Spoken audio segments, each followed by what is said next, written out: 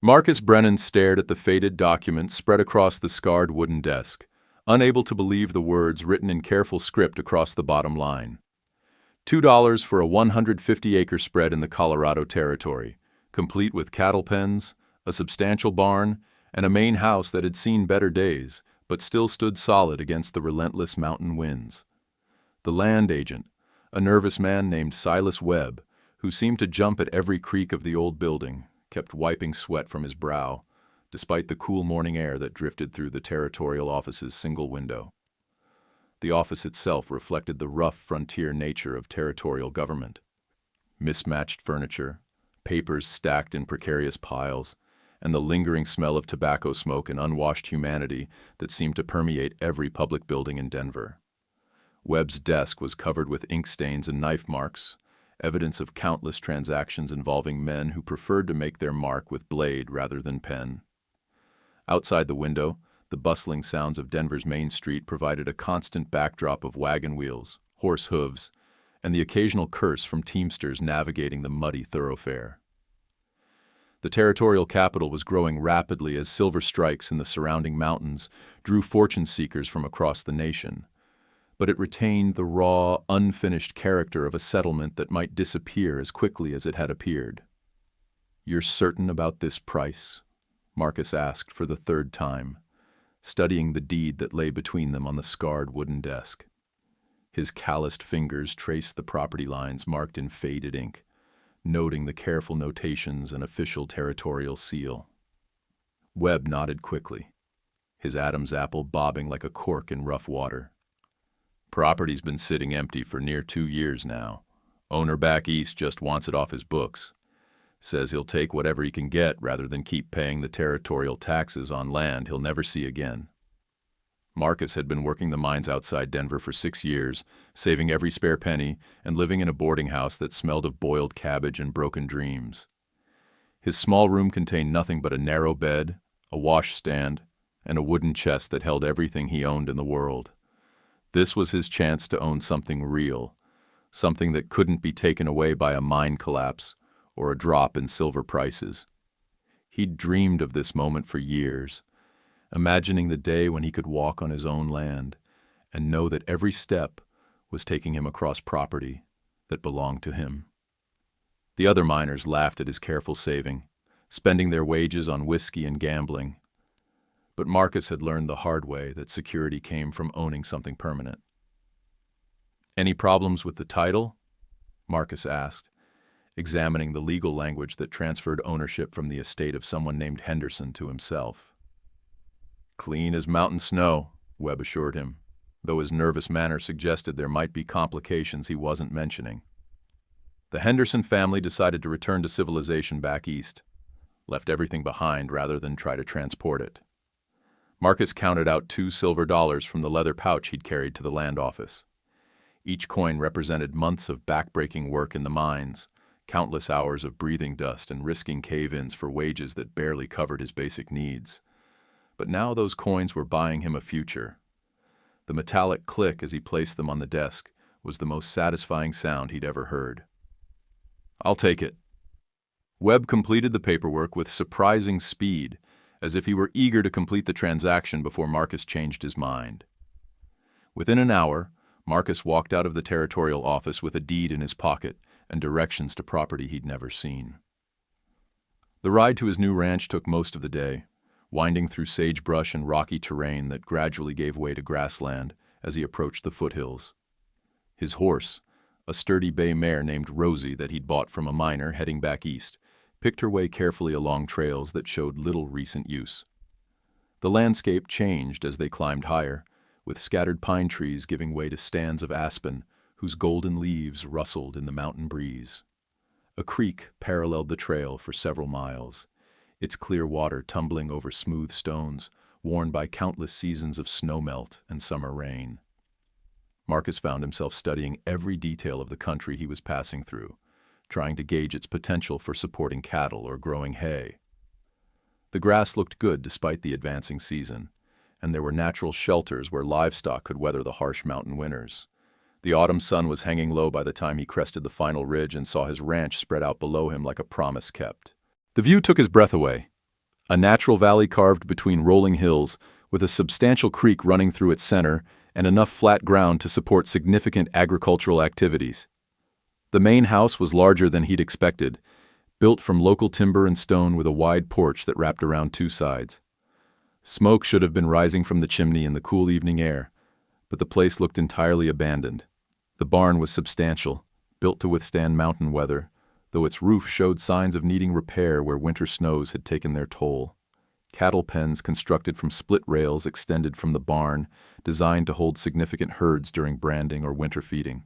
Everything about the ranch spoke of serious investment and careful planning by people who'd intended to make this their permanent home.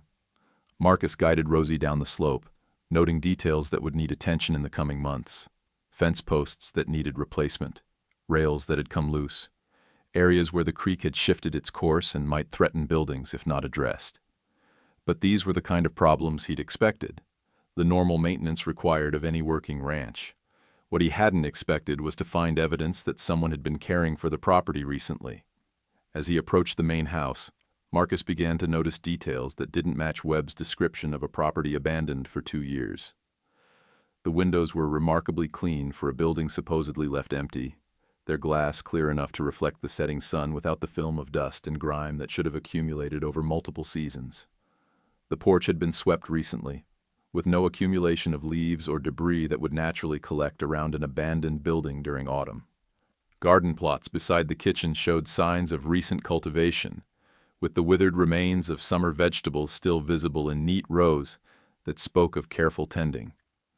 A woodpile near the kitchen door was neatly stacked and covered with canvas to protect it from weather, while a well-worn path between the house and barn suggested regular foot traffic much more recent than 2 years past. Everything indicated that someone had been living here and maintaining the property, though there were no signs of current occupation. Marcus tied Rosie to the porch rail, noting that even the hitching post showed signs of regular use, with rope burns and wear patterns that spoke of horses being tied there within recent memory. The wooden steps were solid under his boots, but creaked with the familiar sound of wood that had supported many footsteps over time. The front door was unlocked, hanging slightly ajar as if someone had stepped outside momentarily and intended to return shortly. This detail troubled Marcus more than anything else. No responsible person would leave a frontier home unlocked unless they expected to return quickly, or unless they no longer cared about protecting their possessions. He pushed the door open and stepped across the threshold into what should have been an empty house after 2 years of abandonment. Instead, he found rooms that were not only clean, but showed clear signs of current occupancy that made Webb's story seem increasingly questionable. The main room contained furniture that had been dusted recently, with carefully maintained rag rugs covering wooden floors that gleamed with fresh wax. Books were arranged neatly on shelves built into the walls, their spines straight and dust-free in a way that suggested regular handling rather than long abandonment. Oil lamps were trimmed and ready for lighting, with clean glass chimneys and fresh wicks that would produce clear, bright light. A spinning wheel sat near the large front window, positioned to catch the best natural light, with a basket of cleaned wool beside it that suggested ongoing work rather than historical artifact. The room felt lived in and cared for, with small personal touches that spoke of someone who had made this place a genuine home rather than a temporary shelter. Embroidered cushions on the chairs, a carefully tended houseplant on the windowsill, and the lingering scent of beeswax polish all indicated recent and ongoing occupancy. The main room contained furniture that had been dusted recently, with rag rugs covering clean wooden floors. Books were arranged neatly on shelves, and oil lamps were trimmed and ready for lighting.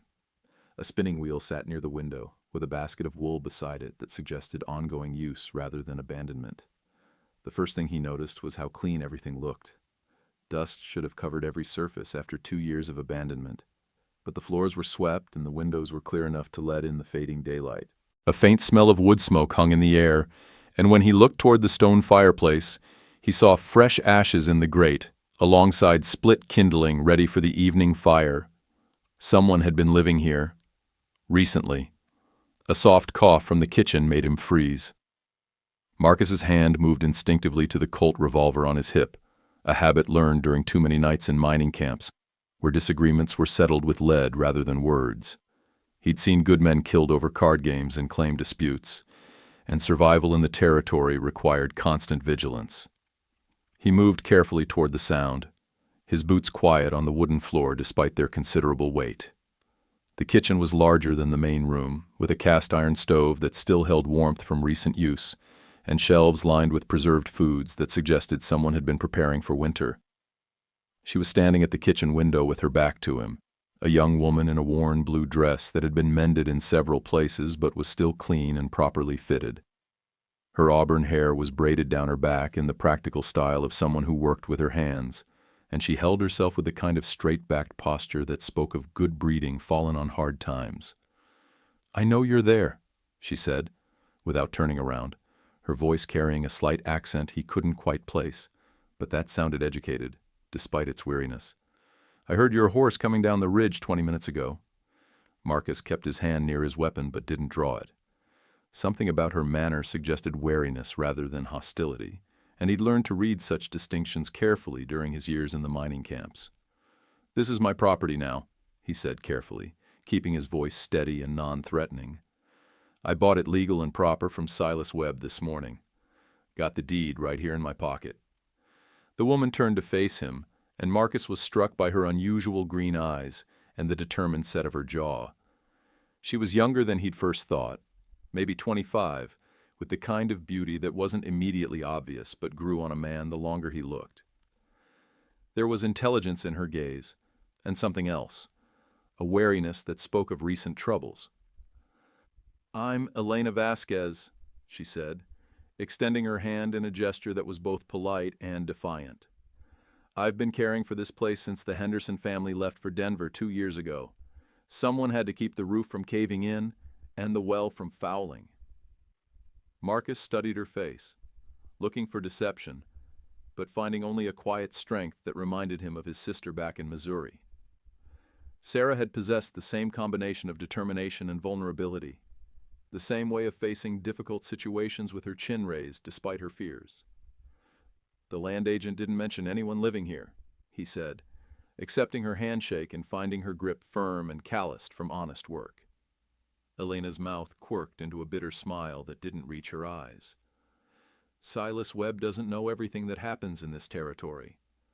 There are arrangements that don't get written down in official papers, understandings between decent people that lawyers and land agents never hear about." She moved to the stove and began preparing coffee with practiced efficiency, her movements economical and sure. "The Hendersons were good people who treated me fairly when I needed help. When they decided to go back east, they told me I could stay as long as I kept the place from falling apart. I suppose they forgot to mention that arrangement to their lawyers." The aroma of brewing coffee filled the kitchen, and Marcus found himself relaxing slightly, despite the strange circumstances. The smell reminded him of better times, of his childhood home before his parents died and left him to make his own way in the world. "How long have you been here?" he asked, settling into one of the wooden chairs around the kitchen table. The furniture was well made and comfortable, clearly built by someone who understood that people would be using it for years. 2 years, 3 months, and 16 days, Elena replied without hesitation, as if she'd been counting each day of her residence. "I arrived the same week the Hendersons packed their wagon and headed for the railroad." Marcus pulled out another wooden chair and sat at the kitchen table, his mind working through the implications of finding an unexpected resident on his property. The legal situation was unclear, but Elena's obvious care for the ranch suggested she'd earned some consideration. "Where were you before that?" he asked gently, noting the way her expression tightened at the question. Elena's hands paused in their coffee preparations, and for a moment she seemed to be weighing how much to reveal to this stranger, who now owned her home. "That's not a conversation for today, Mr. Brennan," she said finally, her voice carrying a note of finality. He raised an eyebrow at her use of his name. "How do you know who I am?" "Small territory," she said, pouring coffee into 2 tin cups with steady hands. "Word gets around when someone buys the Henderson place, especially when they buy it for the kind of price that makes people wonder what's wrong with it." She set a cup in front of him, and he noticed the slight tremor in her hands that she was trying to control. Whatever had brought Elena Vasquez to this remote ranch, it wasn't just a desire for solitude or honest work. The coffee was excellent, better than anything he'd tasted in the mining camps or Denver boarding houses. Elena had obviously taken care to make it properly, grinding the beans fresh and measuring the proportions with precision. "You running from something?" he asked gently, recognizing the signs of someone who had learned to look over their shoulder. Elena sat across from him, wrapping her hands around her coffee cup as if drawing warmth from it, despite the relatively mild evening temperature. "Everyone's running from something out here, Mr. Brennan. The question is whether you're running toward something better or just running to stay ahead of what's chasing you." Her words carried the weight of personal experience, and Marcus found himself curious about the story behind her presence on his ranch. But before he could ask another question, the sound of approaching horses echoed across the valley, multiple riders moving at a pace that suggested urgent business rather than casual travel. Elena went rigid at the sound, her face draining of color as she set down her coffee cup with hands that suddenly shook noticeably. She rushed to the window, pulling back the curtain just enough to peer out at the approaching riders. Marcus joined her, and together they watched three men on horseback approaching along the main trail that led to the ranch. Even from a distance, something about their manner suggested this wasn't a social visit or a routine business call. "Friends of yours?" Marcus asked, though Elena's reaction suggested otherwise. "No," she whispered, backing away from the window with obvious fear. "Mr. Brennan, you need to leave. Right now. Take your horse and ride back the way you came, and don't look back." The urgency in her voice sent alarm bells ringing in Marcus's head. He'd heard that particular tone before, usually from men who'd realized they were in mortal danger and had seconds to act. "What's this about?" he demanded, his hand moving instinctively toward his weapon. Elena was already moving toward a wooden chest in the corner of the kitchen, her movements quick and purposeful despite her obvious fear. She opened it and pulled out a small leather pouch and what looked like a folded document, both wrapped in oiled cloth to protect them from moisture. "There are things about this land that Silas Webb never told you," she said rapidly, glancing toward the window where the approaching riders were growing larger. "Things that make it dangerous for anyone to be here, especially someone who might be seen as protecting me." The riders were close enough now that Marcus could make out their faces through the kitchen window. Hard men with the kind of weathered features that came from years of taking what they wanted, their clothes practical rather than fashionable, their horses bearing the dust of a long, hard ride. They wore their guns low and ready, in the manner of men who expected to use them. Everything about their approach suggested they were prepared for trouble and wouldn't hesitate to create it if necessary. "Who are they?" Marcus demanded, moving away from the window but keeping it in sight. Elena clutched the pouch and document to her chest, like a talisman against approaching evil. "Men who believe I have something that belongs to them. Something they consider worth killing for, and they've already proven they're willing to murder to get it."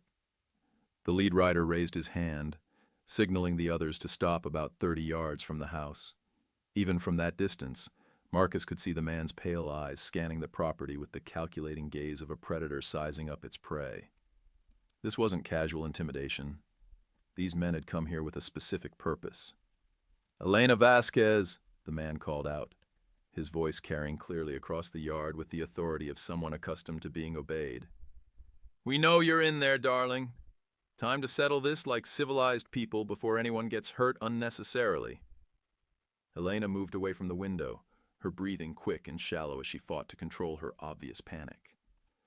"His name is Cole Murdoch," she said in a voice barely above a whisper. "He works for people who don't accept no for an answer, people who view murder as just another business expense." "What do they want?" Marcus asked, though he suspected the answer would complicate his life considerably. Elena looked down at the items in her hands, and her expression combined grief with determination. "My father's mine claim. The original papers proving ownership of the richest silver vein in the territory. Documentation that proves their claims are based on forgery and murder." She unfolded the document slightly, and Marcus could see the official territorial seal and careful notations marking boundaries and mineral rights. The paper was old but well preserved, clearly an important legal document that someone had taken great care to protect. My father worked that claim for 15 years, Elena continued, her voice growing stronger as she spoke of her family. He pulled enough silver out of that mountain to buy this ranch and provide security for our family. When he died, these men showed up within days claiming he owed them money and that the mine belonged to them. Did he owe them money? Marcus asked, trying to understand the legal situation. Elena shook her head firmly, her green eyes flashing with anger. Papa was careful with debt, never borrowed what he couldn't pay back with interest. He taught me that a man's word and his credit were the most valuable things he possessed. But these men had forged papers and bought judges, stolen everything we had except these documents. The sound of spurs on wood announced that Murdoch had dismounted and was approaching the porch. Marcus could hear the man's boots on the steps, slow and deliberate, like a countdown to violence. Each footstep seemed to echo with the promise of trouble. "So you took the papers and ran," Marcus said, understanding beginning to dawn. "I took what belonged to my family," Elena corrected with quiet pride. "What my father died protecting, what represents 15 years of honest work in those mountains." A sharp rap on the front door made them both freeze, the sound unnaturally loud in the quiet kitchen. "Miss Vasquez," Murdoch called out, his voice deceptively polite and reasonable. "I know this has been a difficult time for you, losing your papa and all. But holding on to those papers isn't doing anyone any good. Let's discuss this situation like reasonable people." Elena looked at Marcus with desperate eyes that seemed to be memorizing his face. "There's a root cellar behind the house hidden under the back porch. You could hide there until they leave. Wait until it's safe to ride away from here." "What about you?" he asked, though he suspected he already knew her answer. Her smile was sad but resolute, carrying the weight of someone who had made peace with a terrible decision. "I'm tired of running, Mr. Brennan. 2 years of looking over my shoulder. 2 years of being afraid to stay in any place long enough to call it home. Maybe it's time to face what's coming." Marcus stared at her, recognizing the resignation in her voice and the way she held herself. She was prepared to sacrifice herself to give him a chance to escape the mess his $2 purchase had created, to face whatever these men planned to do, rather than continue her existence as a fugitive. But as Murdoch's knocking grew more insistent, echoing through the house like a death knell counting down the minutes of Elena's life, Marcus made a decision that surprised even himself. "No," he said firmly, moving toward the front of the house with determined steps. "This is my property now, legally purchased and paid for. I decide who's welcome here and who needs to move along." Marcus opened the front door to find Cole Murdoch standing on his porch, a tall man with graying hair and the kind of smile that never reached his eyes. He was well dressed in the manner of a successful businessman, but everything about his posture and bearing suggested violence barely restrained beneath a veneer of civility. 2 other men flanked him at the base of the porch steps, their hands resting casually on their weapon belts in a display that was meant to intimidate without being overtly threatening. They had positioned themselves to cover different approaches to the house, showing tactical awareness that spoke of military or law enforcement experience. "Well now," Murdoch said, tipping his hat in a mockery of politeness, "you must be the new owner. Marcus Brennan, isn't it? Word travels fast in small territories, especially when someone buys valuable property for an unusually low price." "Fast enough," Marcus replied, keeping his voice steady despite the hammering of his heart.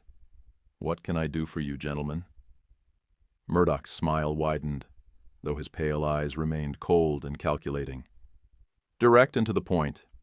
I appreciate that in a man. Saves time for everyone involved. See, Mr. Brennan, we're here on business concerning Miss Vasquez. She's been harboring certain documents that belong to my employers, and we'd like to retrieve them with as little fuss as possible." "Don't see any legal papers authorizing a search," Marcus said, noting how Murdoch's companions had positioned themselves to cover different approaches to the house. "Far as I know, anything on this property belongs to me now." "Legal papers," Murdoch chuckled, a sound like stones grinding together. "That's amusing, Mr. Brennan, See, sometimes the law moves slower than justice, especially when dealing with theft and deception. Sometimes a man has to take direct action to protect his legitimate interests. The threat was clear now, delivered with the casual confidence of someone who had used violence to solve problems before.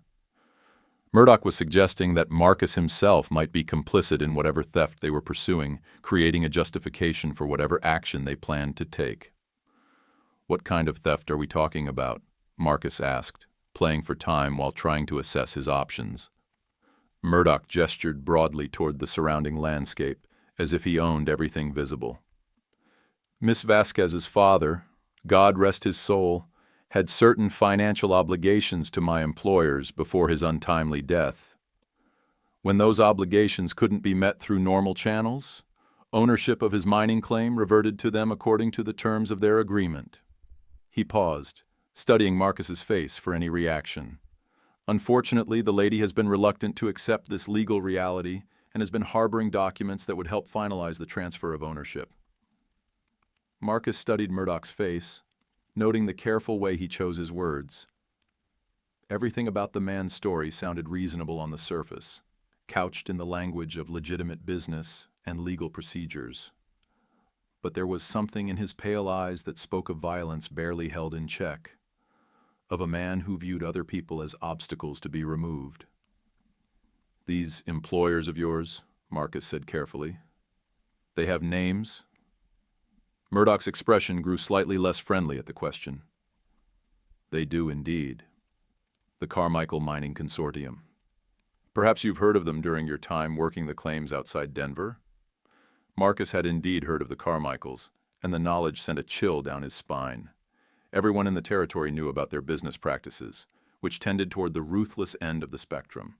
They had a reputation for acquiring valuable claims through methods that weren't always strictly legal, and men who opposed them had a disturbing habit of meeting with unfortunate accidents. Stories circulated through the mining camps about claim jumpers who worked for the Carmichaels, about mysterious cave-ins that eliminated inconvenient witnesses, about territorial judges who ruled consistently in favor of Carmichael interests regardless of the evidence presented. "I've heard the name," Marcus admitted, his voice carefully neutral. "Then you understand the situation we find ourselves in," Murdoch continued smoothly. "The Carmichaels are reasonable people who prefer to conduct business through proper channels, but they also expect their property rights to be respected, and they don't tolerate theft or deception." Through the window behind him, Marcus could hear Elena moving quietly through the house, hopefully hiding the documents somewhere safe. He needed to keep Murdoch's attention focused on him, to buy her whatever time she might need. "Seems like this is a matter for the courts," Marcus suggested. "If there's a legitimate dispute over property ownership, surely the territorial authorities could sort it out." Murdoch's laugh was genuinely amused this time. "The courts, Mr. Brennan? How long have you been in this territory?" "Justice moves slowly out here, when it moves at all. Meanwhile, Miss Vasquez continues to harbor stolen property. Costing my employers money every day, this situation remains unresolved." The front door opened behind Marcus with a soft creak, and he felt his heart stop. Elena stepped out onto the porch, her chin raised defiantly despite the obvious fear in her eyes. She had changed into traveling clothes and carried a small pack over her shoulder, as if prepared for a long journey. "Enough," she said firmly, her voice carrying across the porch with surprising strength. "This man has nothing to do with our business, Murdoch. He bought this property in good faith, and your quarrel is with me alone." Murdoch's expression shifted to one of satisfaction, like a hunter who had finally cornered his prey after a long and frustrating chase. "Miss Elena Vasquez, there's the sensible approach I've been hoping to see. Step down here, and we can discuss terms like civilized people." "The terms are simple," Elena replied, staying close to Marcus's side. "You let him leave unharmed, and I'll come with you willingly. No violence, no threats against an innocent man who just happened to buy the wrong piece of property." Marcus turned to stare at her, recognizing the same resigned determination he'd seen in the kitchen. "You don't have to do this." "Yes, I do," she cut him off softly, her green eyes meeting his with a mixture of gratitude and regret. You've already done more than anyone had a right to expect from a stranger. You could have ridden away when I warned you, but you chose to stand with me instead. Murdoch clapped his hands together once, the sound sharp and final in the afternoon air. See how easy that was? Now we're making progress. Miss Vasquez, about those documents you took from your father's effects. What documents? Elena asked, her voice steady despite the circumstances. The ones that prove our employer's legitimate claim to the Vasquez mine, Murdoch said with exaggerated patience. The papers your father was keeping before his unfortunate accident, the surveys and mineral rights certificates that establish legal ownership. My father died in a cave-in caused by your employer's unsafe mining practices, Elena shot back, her composure cracking slightly. There were no documents to hide because everything belonged to him legally. Murdoch's facade of civility began to crack around the edges, revealing the violence that lay beneath. Don't play games with me, girl. We know you have them. We know they're somewhere on this property, and we know they contain information that belongs to the Carmichael brothers. His voice grew harder with each word. The only question is whether we tear this place apart board by board to find them, or whether you save everyone time and trouble by producing them voluntarily. That's when the sound of more approaching riders echoed across the valley, coming fast from the eastern trail. The drumming of hoofbeats carried clearly in the still air, suggesting multiple horses being pushed at considerable speed. Murdoch spun toward the sound, his hand instinctively moving to his weapon as his carefully planned intimidation was interrupted by unknown factors. The new riders were still distant, but they were approaching with obvious urgency. "Johnny!" Murdoch barked to his sharp-eyed companion. "How many riders? And can you make out who they are?" The man squinted into the distance, shading his eyes against the afternoon sun. 4 riders, maybe 5. Can't make out faces from here, but they're pushing their horses hard and riding in formation. Murdoch's jaw tightened with obvious frustration. This was clearly not part of his plan, and the approaching riders represented a complication he couldn't afford. Could be territorial patrol, could be federal marshals. Either way, it's trouble we don't need. He turned back to Elena with renewed urgency. "Change of plans, Miss Vasquez. We're taking you and those documents now, before whoever that is decides to complicate our business arrangements." "I told you, I don't have any documents," Elena insisted, but her voice lacked the conviction necessary to convince anyone. "Search the house," Murdoch ordered his men, abandoning all pretense of civility. "Tear it apart if you have to, but find those papers. We're running out of time." Marcus stepped forward, blocking the porch steps with his body. "You're not going anywhere near my house without proper legal authority." Murdoch's gun cleared its holster with the speed of long practice, the barrel coming up to point directly at Marcus's forehead. He could smell the gun oil and leather from Murdoch's gloves, could see the man's finger resting on the trigger. "Last chance to be smart about this, Mr. Brennan," Murdoch growled, all pretense of politeness abandoned. "Stand aside and let us conduct our business, or I'll put you down right here and claim self-defense when the authorities arrive." The approaching riders were close enough now that individual voices could be distinguished, and Marcus caught fragments of shouted orders. These weren't random travelers or routine patrol. They were men with urgent business at the Henderson Ranch. "Cole Murdoch!" The shout came from the lead rider, still perhaps 200 yards away but closing fast. "Step away from those people and drop your weapons!" Murdoch's eyes widened in recognition, and for the first time since he'd arrived at the ranch, Marcus saw genuine concern cross his weathered features. "Sheriff Bennett," he muttered under his breath, recognizing the voice. "Friends of yours?" Elena asked with bitter irony, though her tone suggested she already knew the answer. "Sheriff Bennett's been investigating the Carmichaels for months," Elena explained quickly to Marcus, hope creeping into her voice for the first time since the gunman had arrived. "I sent him a letter 3 weeks ago telling him where I was hiding and what evidence I had against them."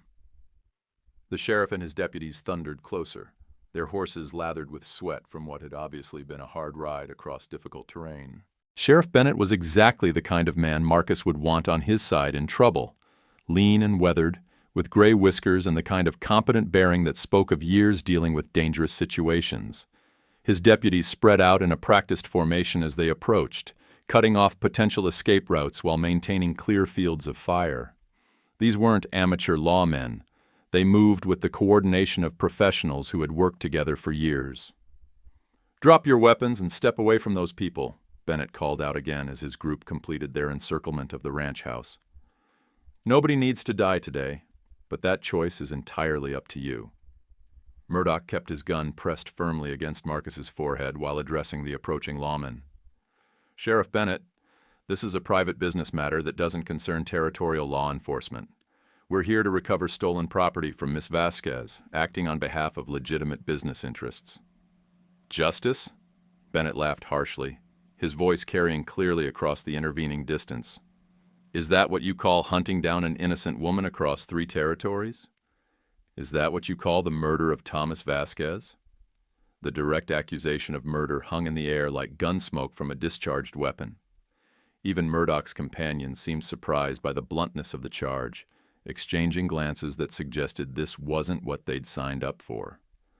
Elena stepped forward slightly, drawing Bennett's attention. "Sheriff, I have the documents hidden in the house.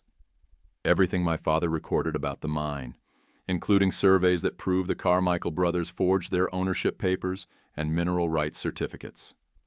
The murder of Thomas Vasquez," Sheriff Bennett continued, his voice carrying clearly across the yard as his horse pranced nervously. "Elena's father. Seems we found a witness who saw what really happened at that mine." The revelation hit like a thunderclap across the ranch yard. Elena gasped, her hand flying to her mouth as tears began streaming down her face. "Someone saw what happened to my father?" "Old Pete Harden was working a claim upstream when he witnessed the whole thing," Bennett confirmed, his weathered face grim with professional satisfaction. "Saw Murdoch and 2 Carmichael men tampering with the support beams in your father's mine. Says they knew exactly when Thomas would be going down for his afternoon inspection." Marcus felt the gun barrel against his forehead tremble slightly as Murdoch absorbed this information. The gunman was realizing that his situation had become far more complicated than a simple document recovery. Murder charges meant hanging, and there would be no political protection that could save him from that fate.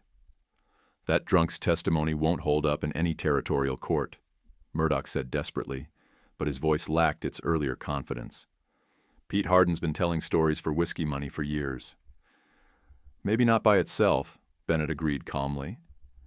"But combined with those documents Miss Vasquez has been protecting and the testimony of other miners who've been afraid to come forward until now, it should be more than enough to convince a jury." Elena was weeping openly now, years of grief and rage finally finding expression. "They killed him for his mine, didn't they? Made it look like an accident, but they murdered my father in cold blood." "We'll sort out all the details in court," Bennett said gently. "Right now, I need Murdoch to put down that weapon before this situation gets any worse." But Murdoch was trapped now, caught between murder charges that would see him hanged and employers who viewed failure as betrayal. His breathing became rapid and shallow, the kind of panic that made desperate men attempt impossible things. "Here's what's going to happen," Murdoch announced, his voice tight with desperation. "Miss Vasquez and I are going to have a private conversation about those documents. Anyone who interferes will watch Mr. Brennan pay the ultimate price for his interference." Sheriff Bennett held up one hand, signaling his deputies to hold their positions, while he attempted to defuse the situation. "Murdoch, you're making this worse for yourself. The Carmichael brothers can't protect you from federal murder charges, and killing more people isn't going to solve your problems." "Maybe not," Murdoch replied through gritted teeth, sweat beading on his forehead despite the cool mountain air. "But those documents are the only thing standing between me and a rope. Without them, it's just the word of some drunk miner against respected businessmen with political connections." The standoff stretched taut like a wire about to snap, with everyone waiting for someone else to make the first move that would determine who lived and who died. Marcus could feel sweat trickling down his back as he tried to remain perfectly still with the gun barrel pressed against his skull. Elena suddenly stepped forward, her decision made despite the obvious risks. "Sheriff Bennett, the documents are hidden under the loose floorboard by the kitchen fireplace. If something happens to me, you'll still have the evidence you need to convict them." "Nothing's going to happen to you," Marcus said firmly, though he wasn't sure how he could guarantee that promise. "Even if you take me in alive," Murdoch said desperately, "the Carmichael brothers will never stop hunting her. Those papers are worth too much money, represent too much power for them to just accept defeat." His hand began to shake visibly on the gun, and Marcus realized with growing horror that the man was about to make a choice that would get them all killed. Murdoch was calculating his odds of fighting his way out against the certainty of hanging if he surrendered, and neither option offered much hope. "Maybe," Sheriff Bennett said, slowly dismounting from his horse and taking a careful step closer. "But that's tomorrow's problem. Today's problem is you putting down that gun before someone gets hurt unnecessarily." The tension had reached its breaking point when Murdoch's desperation finally overcame his judgment. With a wild snarl of rage and fear, he shoved Marcus away from him and swung his gun toward Sheriff Bennett, but the sudden movement threw off his balance and ruined his aim. Marcus stumbled but managed to dive sideways off the porch as the first shot rang out across the valley. Bennett's deputies moved with the practiced precision of men who had been in similar situations before, their weapons clearing leather almost simultaneously. 2 shots answered Murdoch's wildfire, both finding their target with deadly accuracy. The gunman crumpled to the ground with a grunt of pain and surprise, his weapon spinning uselessly in the dirt as blood spread across his shirt front. The entire confrontation was over in seconds, leaving only the echo of gunfire rolling across the valley and the smell of powder smoke hanging in the still mountain air. "Is everyone all right?" Bennett called out, keeping his weapon trained on Murdoch's motionless form, while his deputies moved to secure the other gunman. Marcus picked himself up from behind a wooden crate where he'd taken cover, checking for injuries and finding only bruised ribs and scraped palms from his desperate dive off the porch. Elena rushed down from the porch, her face pale but determined as she surveyed the aftermath of the brief but violent confrontation. "I'm fine," she said, then looked down at Murdoch's still form. "Is he dead?" One of Bennett's deputies, a young man with a carefully maintained mustache, knelt beside the fallen gunman and checked for signs of life. After a moment, he looked up and shook his head grimly.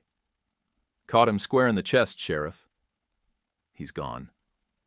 Murdoch's 2 companions had thrown down their weapons at the first sign of gunfire, apparently having no desire to die for their employer's cause. They stood with their hands raised, looking more relieved than defiant, as deputies moved to secure them with iron shackles. Sheriff Bennett holstered his weapon and approached Elena with the expression of genuine sympathy mixed with professional satisfaction. "Miss Vasquez, I'm sorry it took so long to get justice for your father. The territorial bureaucracy moves slowly, and we had to be certain of our evidence before taking action against men with the Carmichaels' political connections." Elena nodded, wiping tears from her eyes as the weight of 2 years spent running and hiding finally began to lift from her shoulders. "I understand, Sheriff. I never thought anyone would believe me about what really happened to my father." "We believe you," Bennett assured her firmly. "And if you're willing to testify about those documents and what you witnessed, we can finally put the Carmichael brothers where they belong." "The documents are in the house," Elena said, glancing at Marcus with gratitude. "Everything my father recorded about the mine, including surveys that prove the Carmichaels forged their ownership papers and bribed territorial officials to validate their fraudulent claims." One of Bennett's deputies, an older man with silver hair and careful eyes, approached the sheriff with obvious concern.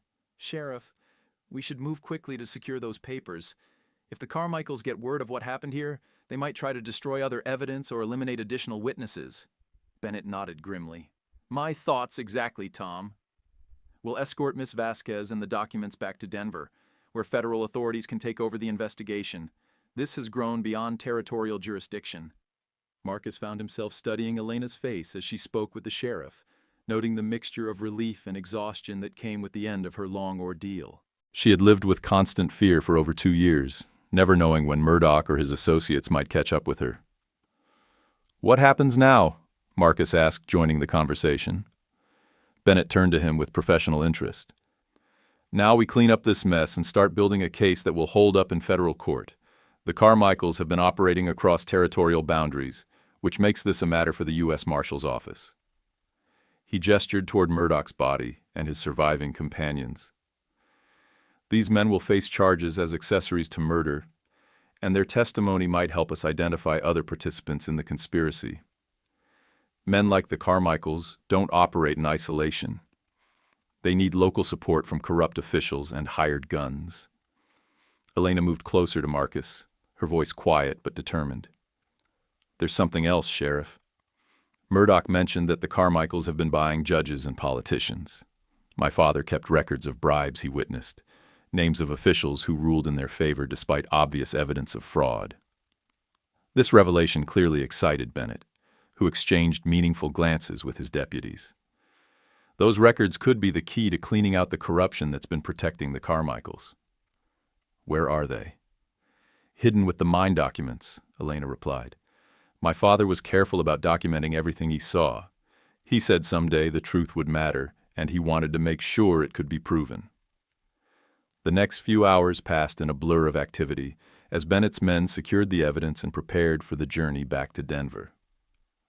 Elena retrieved the hidden documents from their concealment beneath the kitchen floorboard, revealing a substantial collection of papers that represented years of careful record-keeping. Marcus watched as she unwrapped the oiled cloth bundles, revealing not only the mine surveys and ownership documents, but also a detailed journal that documented the Carmichaels' systematic corruption of territorial officials. "Your father was a thorough man," Bennett observed with admiration as he examined the evidence. "These records are exactly what we need to build a comprehensive case against the entire conspiracy." Elena smiled sadly as she handled her father's careful handwriting. "Papa always said that honest men had to keep honest records, because someday someone would need proof of what really happened." As the sun began to set behind the western mountains, Bennett made preparations for the return journey to Denver. The captured gunmen were secured for transport, and arrangements were made to have Murdoch's body returned for proper burial.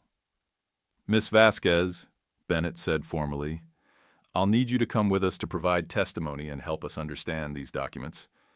The federal prosecutor will want to hear your story directly." Elena looked toward Marcus with obvious reluctance. After 2 years of running and hiding, she was finally safe. But that safety meant leaving the ranch where she had found temporary refuge. "What about the ranch?" she asked. "I've been caring for it for over 2 years. The livestock need attention, and there's work that can't be delayed." Marcus realized this was his moment to make a decision that would affect both their futures. He had bought the ranch intending to work it alone, to build something entirely his own after years of depending on mining wages and boarding house accommodations. But looking at Elena's face, seeing the way she spoke about the ranch with obvious affection and deep knowledge of its needs, he realized that some things were meant to be shared. "The ranch will be here when you get back," he said quietly. "And so will I, if you want a partner to help run it." Elena's eyes widened with surprise and hope. "You'd want me to come back, even after all the trouble I've brought to your doorstep?" "Trouble?" Marcus smiled, thinking about the gunfight that had marked his first day as a property owner. "Lady, I bought this place for $2. I figure I got more than my money's worth, including someone who knows how to keep it running properly." Sheriff Bennett watched this exchange with obvious approval. "Sounds like a good arrangement to me. Miss Vasquez will need a safe place to return to after the trials, and Mr. Brennan will need someone who understands this property." As they prepared to leave, Elena walked through the house one more time, gathering personal belongings and making mental notes about tasks that would need attention in her absence. "There's hay that needs to be cut before the first frost," she told Marcus. The creek runs high during spring melt, so watch the eastern pasture for flooding. And the barn roof needs attention before winter.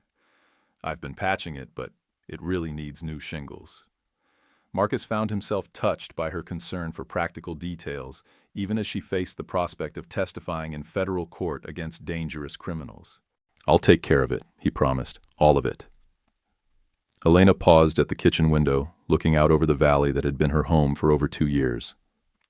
I never thought I'd be sorry to leave this place, she said softly. When I first came here, I was just grateful for shelter and safety. But it became home somehow. It'll still be home when you come back, Marcus assured her. Partners, remember? She turned to smile at him, and for the first time since he'd met her, the expression reached her eyes completely. Partners, she agreed. The journey to Denver took 3 days, with Bennett's group traveling cautiously through territory where the Carmichaels might still have allies. Elena rode beside Marcus for most of the trip, sharing stories about the ranch and pointing out landmarks that would help him navigate the surrounding country. There's a winter shelter in the north pasture, she explained as they rode through a stand of aspen trees whose golden leaves caught the morning sunlight. The cattle know to head there when storms blow in from the mountains.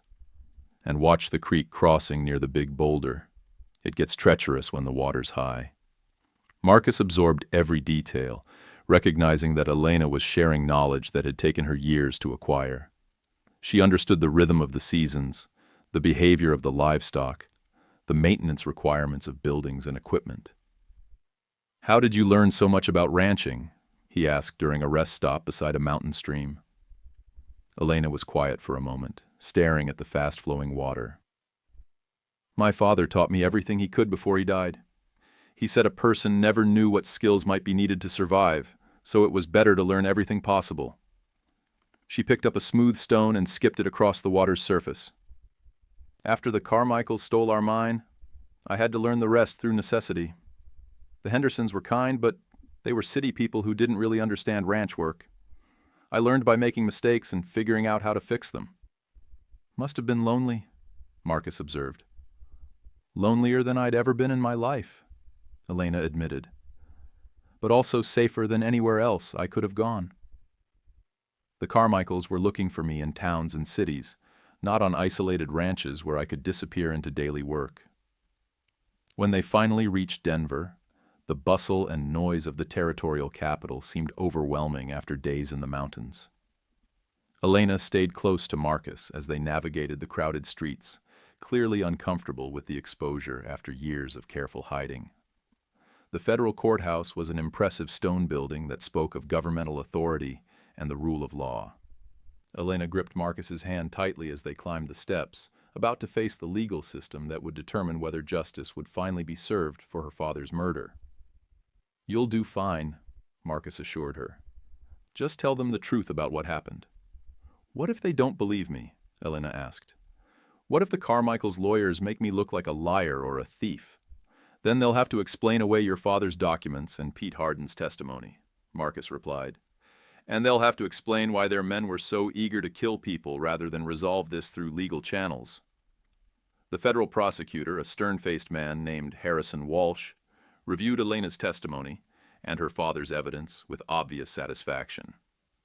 This is exactly what we need to break up the Carmichaels' operation, he told Sheriff Bennett. With this evidence, we can trace their corruption back years and identify dozens of fraudulent claims. The trials took several weeks, during which Elena stayed at a boarding house in Denver under federal protection. Marcus remained in town longer than he'd planned, attending court sessions and providing moral support as Elena faced aggressive cross-examination from defense attorneys. The Carmichael brothers themselves were arrested within days of Elena's testimony, their political protection evaporating once the extent of their criminal enterprise became public knowledge. Federal investigators discovered a network of corruption that reached into territorial government, banking, and law enforcement. 37 fraudulent mining claims, Prosecutor Walsh announced after the convictions were secured. 14 confirmed murders made to look like accidents, bribes totaling over $50,000 paid to territorial officials. Elena wept with relief when the verdicts were announced. James Carmichael received a death sentence for murder, while his brother Robert was sentenced to life in prison. The surviving members of their organization faced various prison terms, and their stolen assets were ordered returned to legitimate owners. "It's over," she said to Marcus as they left the courthouse for the final time. "After all these years, it's finally over." Marcus put his arm around her shoulders as they walked through Denver's busy streets. "Now we can go home and start building that life we talked about." The return journey to the ranch felt different from their departure. Elena was no longer a fugitive running from killers, and Marcus was no longer an uncertain property owner wondering what he'd gotten himself into. They were partners returning to shared work and a common future. As they crested the final ridge and saw the ranch spread out below them in the valley, Elena let out a long sigh of contentment. "I never thought I'd see it again," she said softly. The buildings looked exactly as they'd left them, solid and welcoming in the afternoon sunlight. Marcus had arranged for a neighbor to check on the livestock and basic maintenance, but there would be plenty of work waiting for their return. "Tomorrow we start making improvements," Marcus said as they rode toward the house. "New roof for the barn, repairs to the cattle pens, maybe expand the garden plot for next year's vegetables." Elena smiled, already mentally cataloging the tasks that would fill their days and seasons. It'll be good to have something to build instead of something to run from.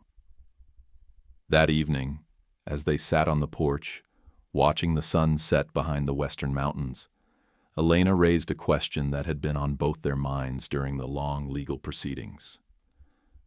"Are you sure about this partnership?" she asked. "You could run this ranch alone, hire hands when you need help. You don't need a partner who comes with a history of trouble." Marcus considered her question seriously, thinking about the violence and complexity that had marked his first encounter with the property. But he also thought about Elena's courage in facing her father's killers, her knowledge of the ranch, and her willingness to work hard for something she believed in. "I bought this place for $2, he said finally. "But what I really got was a chance to build something lasting with someone who understands what it means to fight for what's right." Elena reached over and took his hand, her fingers warm and calloused from honest work. "Partners, then?" "In everything." "Partners," Marcus agreed. "In everything." The stars came out over the Colorado Territory, casting their ancient light on the valley where two people had found each other through circumstance and choice. The ranch that had cost $2 had given them both something priceless, a home, a future, and the knowledge that some things were worth fighting for no matter what the cost. As they prepared for bed in the house they now shared as partners and friends, Elena paused at the kitchen window where she'd first seen Marcus arriving just weeks earlier. The view was the same, but everything else had changed completely. "Thank you," she said quietly. "For what?" Marcus asked. "For not riding away when I warned you to run. For standing with me when you had every reason to protect yourself. For giving me a reason to stop running and start building something again." Marcus joined her at the window, looking out over the moonlit valley that belonged to both of them now. "Thank you for teaching me that some bargains turn out to be worth more than anyone could have imagined." The $2 ranch had become something neither of them could have anticipated. Not just a property, but a partnership, a home, and the foundation for a life they would build together in the years to come.